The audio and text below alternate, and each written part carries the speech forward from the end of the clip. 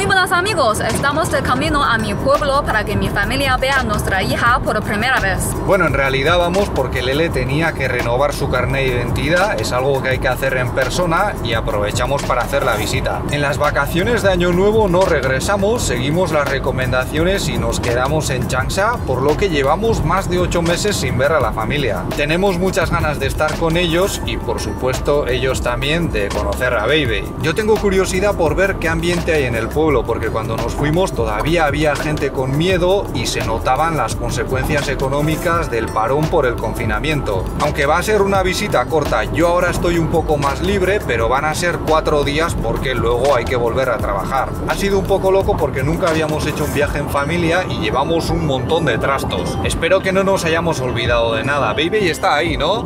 Sí. Para ser honestos, la verdad es que prácticamente la mitad de las cosas que llevamos no tienen que ver con Beibei, sino con los vídeos. Porque vamos con el ordenador, las cámaras, micrófonos, estabilizador, etc. Y por eso tenemos que ir en coche, porque si no, el tren de alta velocidad es una alternativa muy cómoda. Llevamos casi 3 horas de camino y Beibei se ha pegado prácticamente hasta ahora dormida. Se está portando bastante bien. Y además tiene ahí a la abuela que le hace todos los mimos, en fin, va como una reina. En total son algo más de 400 kilómetros, unas 5 horas conduciendo. Y el plan es hacer alguna parada para descansar a mitad de camino e ir directamente a cenar a casa de la tía de Lele. Que bueno, en realidad será una recena porque serán las 8 o 9 de la noche. Pero conociendo a la tía me parece que nos van a esperar con un montón de comida. Mirad, aquí hay un coche circulando sin matrícula. En principio se puede hacer legalmente en los primeros días. Y hay gente que aprovecha para meterle zapatilla a gusto al coche, para ponerlo a prueba. O para hacer alguna que otra fechoría con la que te juegas unos cuantos puntos. Los que nos lleváis siguiendo un tiempo y nos habéis acompañado en otros viajes de este tipo, ya sabéis que en general las autopistas de China están bastante bien. Suelen estar muy bien asfaltadas y sin apenas baches. Pero esto a veces puede variar un poco dependiendo del nivel de desarrollo de la provincia o de la zona en cuestión. Yo a veces cuando noto que la carretera no está tan fina le digo a Lele, mira, ya estamos en Hubei, en tu provincia. Pero no, la verdad es que en todas partes he conducido muy a gusto en este tipo de vías. En cuanto a la conducción, antes me cabreaba mucho con la costumbre que tienen algunos aquí de conducir siempre por el carril izquierdo, pero ahora la verdad es que me da un poco igual, les adelanto por la derecha y ya está. Y tengo que reconocer que es una costumbre que también se me ha pegado un poco. Por lo demás, tengo la sensación de que se respetan cada vez más las normas. En los primeros años que pasé en este país, hace ya casi 10 años, recuerdo que se hacían auténticas burradas en la carretera. Una vez íbamos Lele y yo en un autobús y yo le iba diciendo, ya verás, va a haber un accidente porque no puede ser de otra manera con esta forma de conducir. Y efectivamente un tío se pegó una buena leche unos kilómetros más adelante y estuvimos unas cuantas horas parados. Bebé va con una silla de seguridad, pero esto todavía no es muy habitual en China. Nosotros la tenemos porque nos la regaló un amigo, pero si no la llevas a nadie le sorprende y la policía no te dice nada. Bueno, hemos mirado y parece que hay unas 20 ciudades en las que ya es obligatorio utilizar la silla. Y esta norma no se va a aplicar a nivel nacional hasta junio de este año. A mí en estos casi 4 años conduciendo en China solo me ha parado la policía una vez. Fue en Wuhan, en el peaje de una autopista, y se sorprendieron bastante al ver a un extranjero al volante. En mi caso, como ya tenía un año de experiencia conduciendo en España, solo tuve que hacer el teórico aquí y tienes la posibilidad de examinarte en inglés. A mí me pareció que era más fácil que el examen teórico de España. Y además, al hacer la prueba, si suspendes, te permiten repetirla un rato después. También conozco gente que no tenía el carnet de su país y tuvo que sacárselo íntegro en China. Y esto ya puede ser un poco más complicado porque son 3 o 4 exámenes y por lo que me contaron además las traducciones al inglés están así.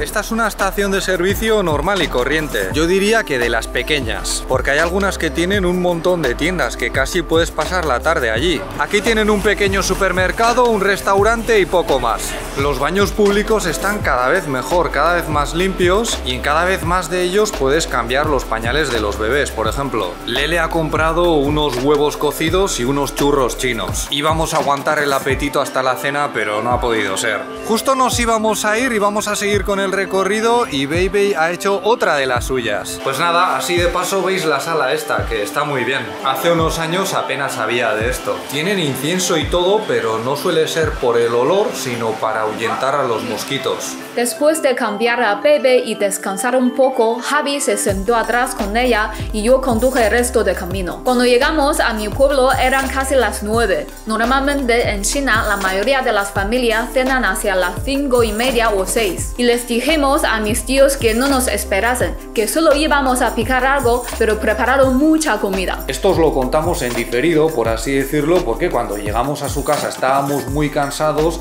y es un momento que quieres disfrutar en familia y sin estar dando la lata con la cámara. Bueno, en realidad la tía de Lele no es tía, no es su pariente, es la mujer que la cuidó cuando era un bebé, pero a efectos prácticos es uno de sus familiares más cercanos, porque ahora sí tiene más tíos y primos que han regresado al pueblo, pero en China es muy normal que estén en otras ciudades o provincias, y por eso no es de extrañar que surjan este tipo de relaciones de familia sin que haya un nexo de sangre de por medio. A la tía de Lele le encantó Baby y apenas cenó, estuvo todo el rato con ella en brazos y su hija nos pidió que la esperásemos hasta salir de clase para poder verla. La prima, entre comillas, de Lele tiene 16 años e igual que muchos adolescentes de su edad está haciendo el primer año del bachillerato, que en China son 3 años. Y su horario es una pasada, están ahí desde las 7 de la mañana hasta las 10 de la noche con algunos descansos para comer, la siesta y cenar, pero sin salir del instituto.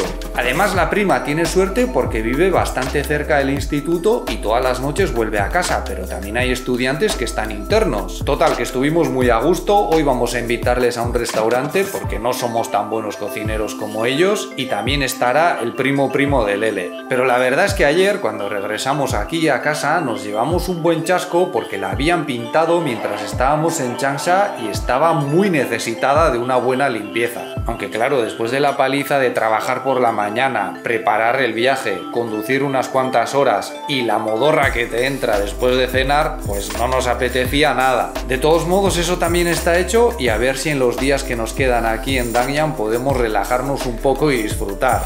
El restaurante de hoy está bastante bien, ya habíamos venido antes. Me he asomado un momento a la cocina y he visto que estaban preparando los famosos huevos centenarios, aunque nosotros no somos demasiado fan de ellos. Además de los tíos a los que ya conocéis, ha venido el primo de Lele con su madre y lo hemos visto muy guapo, tiene un pelazo que a mí me da una envidia tremenda. Hemos pedido un montón de comida, pero tranquilos que si sobra nos lo llevamos a casa, ¿eh? En el menú tenemos pescado, gambas, albóndigas de cerdo, tofu, verduras, unos rollitos también de cerdo que te los preparas tú mismo y alguna que otra cosa más que ha pedido Lele. Lo suelen preparar todo bastante bien, pero no es tan rico como en casa de sus tíos. Es que donde esté la comida casera y hecha con mucho mimo, que se quite lo demás.